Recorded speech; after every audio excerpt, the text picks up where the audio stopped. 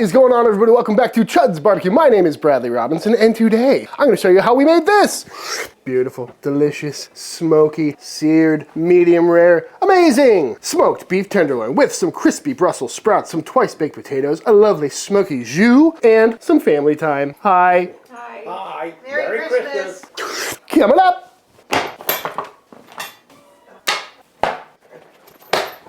This is some meat. Oh, it's a big boy.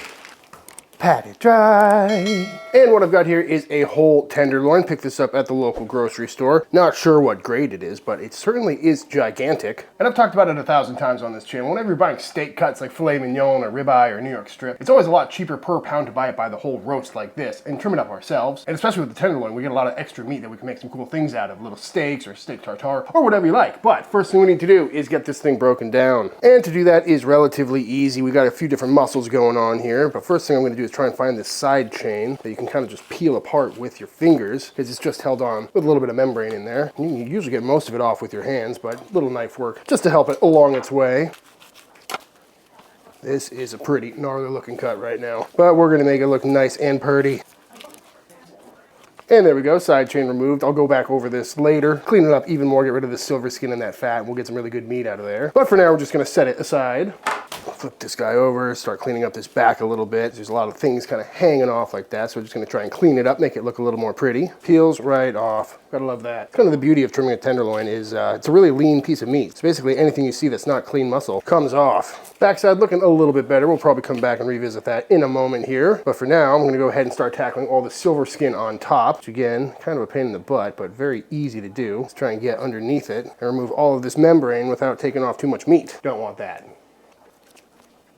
And just like that, all cleaned up, looking very nice, nice and clean. Beautiful cut of meat. So now we need to cut this down a little bit. We're starting where it gets a little thin. I'll probably zip this end off. This will definitely be saved. But if you wanted to do the whole thing, I've seen a lot of people just kind of tuck the end under like that, but I don't really like the way that looks. So we're gonna save this for something else. And now we're gonna take this head portion off. Don't know why they call it a head, but that's a lot of good meat as well. So we're gonna separate this down the barrel a little bit more. And now we need to figure out how big we wanna make our roast today. I'm thinking pretty big because there's 5 of us. So probably zip this off right around, and that's just a whole bunch of meat. That's very usable, so happy to have that on hand. And what we're left with is this beautiful center cut of the tenderloin. This is what we'd make our beef Wellington out of if we were doing that, but we're trying to keep things a little bit more simple today. And that's because around these parts, we often do the same things on Christmas Day, whether it's a beef Wellington or a prime rib. We've never really done a turkey. That's more of a Thanksgiving thing. Yeah. But Wellingtons and prime ribs take a lot of work and a long time to cook, and I do love making a good Wellington, but you know, it's Christmas Eve here in New Hampshire. We're wrapping gifts, stoking the fire, watching crappy Christmas movies, and you know, we just want to do something a little bit more low maintenance. So that's why we're going to take a filet mignon like this, or a chateaubriand, if you will, and instead of wrapping it in puff pastry, we're going to season it up and throw it on the grill, kind of like a prime rib, but as long as we have some nice smoky sliced beef, I think it'll make for a great dinner. So let's get this bad boy seasoned up. Now, apparently everyone was not ready to be on film and thought they were awkward, so redo it.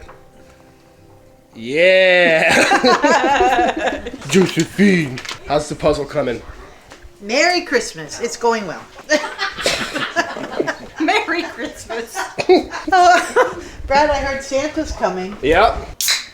Oh, God. Oops. Now to get this Bad Larry seasoned up, we've got plenty of options. We could just do a dry brine, salt it overnight, but again, we're trying to keep it simple today. So I'm gonna hit it with some good old-fashioned Chuds BBQ steak rub because I really like it, and it's good on beef. Giving this a once-over, seeing if there's anything else I need to trim off here. Just clean it up a little bit. You know what, that's looking just perfect to me. So we're gonna go ahead and season this up. Just a nice healthy coating. That's what I love about this rub is it's basically salt, pepper, garlic with some umami boosters in there, some other flavors, but because it's a rub, you can go on really heavy without having to worry about over seasoning anything, which makes life really convenient. Flip it over, top and bottom, and please, folks, don't forget the sides. That would be a rookie move, and Santa is watching. Beep, beep, beep, beep, beep, beep, beep. Beautiful, and that is looking pretty much perfect to me. Now, you could go ahead and just use this as is, but I think I am gonna tie it up a little bit just to make sure that it stays in a nice shape and doesn't get too bulbous and plump. And to do that, I'm gonna keep it real simple today. Just do individual strings, do a double loop, little butcher's knot, and just give it a nice tie. Nothing too tight, don't want to deform it or anything, but just so it holds its shape a little bit better. Snip the tip. And just repeat all the way down the shaft. Snip the tip. And again, at this point, you could pop this in the fridge overnight, let the dry brine happen, but I'm just gonna set this aside for probably an hour or two, just let the salt start working on the meat, while we move on to the next steps, which is to make our first side dish, which is gonna be some twice-baked potatoes. Got some russets here, not gonna do anything to them except hit them with a little bit of oil, and give them a nice little rub down. And I'm also gonna go on with some salt, just to help season the outsides. Beautiful. And now into a 400-degree oven these go for probably about an hour till they are nice and tender. Holy crap, it is cold.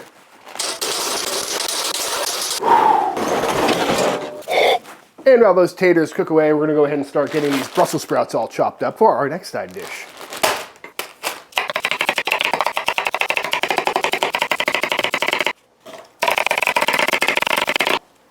So over on the stovetop here, I've got some water coming up to a boil, which I'm gonna throw a big fat pinch of salt into. And checking in on these taters, they are feeling nice and soft and cooked through. So I'm just gonna kill the heat, let those cool down for a little bit before we cut into them. And now that our water is up to a ripping boil, in we go with our sprouts. And we're just gonna blanch these, basically boil them for probably about 5-6 minutes or so. And after about 6-7 minutes, these bad boys are looking nice and green. Blanching really does help with the color. So out these come into a strainer. And we're gonna let these steam off and cool down for a little bit. So at this point, I was gonna pull those potatoes out and get the mashed potato filling made up, but it's starting to get dark and it's already 4:30, and I think it's time that we need to fire up that pit, which I don't really wanna do because it's currently 6 degrees outside. Mom, what are you making? Some baked brie. Ooh, oh, it's even got a little star on it. It's a snowflake. That's what I said. Merry Christmas. All right, let's go fire up the pit. It's cold and snowy. Gotta love a white Christmas. And to be completely honest, I don't cook in 6-degree weather all that often, so I'm not really sure how much charcoal this is gonna need, but let's just get it fired up and see what happens. I think we're gonna need more than that, but let's see what this pit rocks out at. The funny thing is, at my house in Texas, the thermometers don't even go that far right. Like, they're always straight down. That's hilarious, but might have to add some more coal. So after about 20 minutes of getting the chill off of this metal, we're sitting about 200 degrees, so that's good. Probably will still keep going up as well. And I was thinking about doing this where I start the fire down below and then move the coals up here for a hot sear, but I think we're just gonna kind of go indirect and then sear it on the side. So on the pit we go. This thing is looking beautiful. All that rub has adhered nicely. We're just gonna pop it over here and bring it up nice and slowly. Rocking a solid 250 on this side where the meat is. Got some smoke coming out because I did find some wood chunks, but it's quite cold. I need to warm up. Oh, what's going on in here? It's time for martinis and a little bit of brie. Ooh, Teenies and brie. that smells good. Cheers. Cheers. Merry Christmas Eve, Eve, Eve. Uh-oh, Becker cut the cheese. Oh my God. Oh, she's a gooey disaster. That looks good. It's gooey.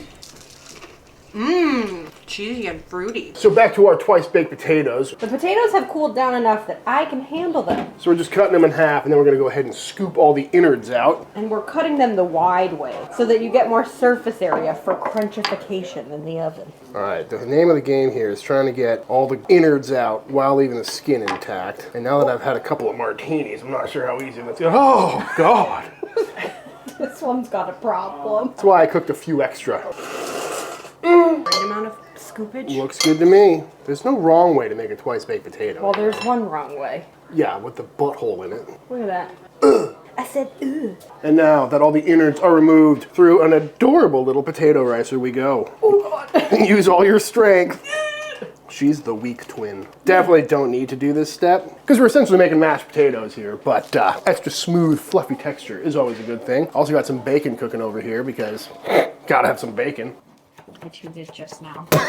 Mom, look, I'm squeezing butter. Ew. All right, what are we putting in this today? We got some scallions going in, some butter, a little salt and pep, Maybe a little garlic powder. garlic pieta. Maybe a little cream. Oh, we need some yeah. shredder.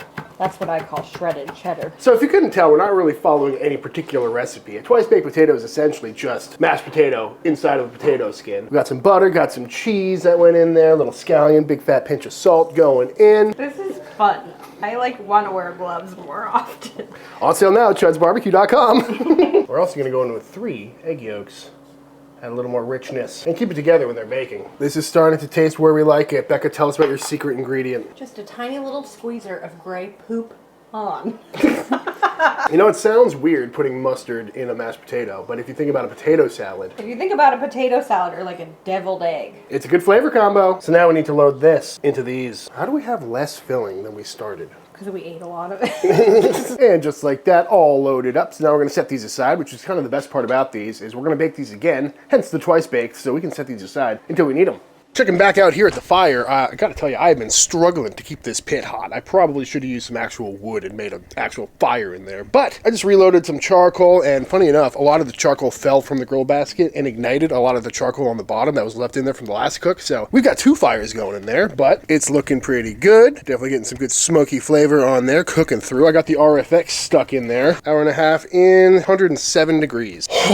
It got even colder. It's a solid 2 degrees Fahrenheit out here. Probably should find a jacket, but kind of feels nice. And just like that, the roast is off the pit, looking nice and smoky, nice and rosy. Clocking in right around 120, 125 in certain points. So now we're gonna let this rest for a little bit, carry over. I've got the oven preheating to about 400 degrees. We're gonna go ahead and throw in our taters and our sprouts. So first things first, down we go with a healthy amount of some olive oil and our sprouts. They don't smell farty at all. They do smell a little fart-tastic. Little more oil, because we're trying to get these nice and crispy. We'll also go down with another big fat pinch of salt, and just get these all tossed around. And then we're gonna flip them so they're all cut side down. That'll make sure they get nice and crispy. Get all that surface area down where it's gonna be nice and toasty. Looking good, so into a 400-degree oven we go. Perfect. So at this point, those are gonna cook for about 30 minutes, then we're gonna sear off that roast. So we got some time to kill, and I think I'm gonna go check out the presents under the tree. Ho, ho, ho! Merry Christmas! Have you been a good boy, Bradley? Maybe. Well, let's see what we have here for you. It's Santa. I know him! Oh my God! There's a snake in my sack! One last thing to knock out is a sauce to go on top of our steaks. We're gonna make a real simple red wine reduction. So I got some butter melting down in a pan here. Then we're gonna go in with a freshly chopped shallot and get that cooking away. And once those have softened up, we're gonna go in with some freshly cut up garlic as well. And toast that off for a minute or so. And once that's smelling fragrant, in we go with some red wine. Probably about a cup. And once all that wine has reduced down a good amount, in we go with some demi-glace cubes. Made these a while back. Keep them in the freezer for moments like this. But if you don't have these, you can just use some beef stock and let that reduce down again. But because these are already reduced, we just kind of need to get these incorporated. Just bringing this up to a simmer. I did put a cup of water in there just because those stock cubes are so highly concentrated with gelatin. And if you want to see how I made those demi-glace cubes, I think it was the prime rib video from a few years back. I don't know. I'll try and find it and put it in the description. Or you can look it up on YouTube. There's a lot of people that make them. And once up to a simmer, reduce it down to the consistency you like. And to finish it off, we're gonna go in with some cold butter, piece by piece, and get that whisked in for a nice velvety sauce. And just like that, our super simple sauce is done. Be sure to give that a taste and adjust. Oh yeah, that's so meaty, love it. Pinch of salt, and a little freshly cracked black pepper. Back out in the winter wonderland, it is down to a nice chill 1 degree. And now we're gonna sear this bad boy off and get some really good color on it and make sure it's nice and toasty. I hear geese flying over. What a magical night. I will say there is something super peaceful about a nice, very cold, very quiet winter's night here in New Hampshire. Can't hear I-35 from here. Also, if your fingers get too hot, just stick them in a snowbank. Oh, much better. And just like that, I think that's looking pretty good to me. So, off it comes. Wow, that is hot. Snowbank. That's the sign of a good roast right there. Steaming away. All right, in we go. Brussels sprouts are coming out, looking absolutely beautiful. Got our taters over here. The jus going into a boat. And of course, you can't have potatoes around the holidays without garnishing with some crispy bacon. I prefer to call them sprinkles. That's a good one. Meat sprinkles. Did you see the dessert over here too? Oh, what do we got here? Some lemon parfaits and some lemon shortbread cookies. Very nice. Bacon and chives. Gotta love that. Crispy little roughage. Brussels. All rested down, looking absolutely beautiful, nice and juicy. And first thing I need to do is get these little pieces of twine out of here. Don't need that. It looks like a what, Dad? Are you saying that this masterpiece looks like a human turd? Oh my God, people! That's not very Christmas-like. There are children that watch this video. Please be polite. You're not recording anyway, right? Oh, it's on. All right, let's slice into this and see how it's looking. Ooh. Of course, I chose the end that I put the probe in, so we got the little bullseye in there.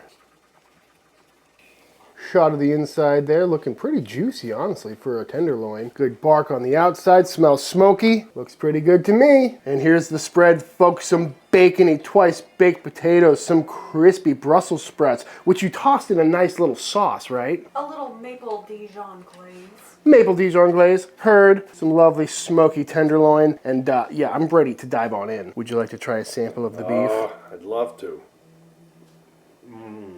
Very good. Is it tender? Mm-hmm. Is it smoky? Mm-hmm. Is it delicious? It is. That Chud's rub on the outside is just the right touch.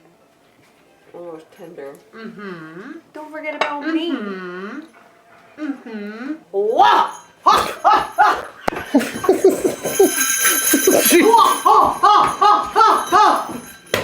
Tail's so tender!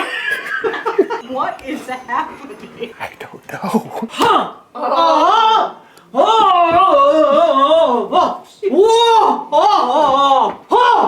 Where's my bell? Merry Christmas! Coming up! Oh, that bite through tender. That peppery kick. It's like the perfect amount of smoky. She's marching. So that's your impression of how I taste food? All right. You start with the...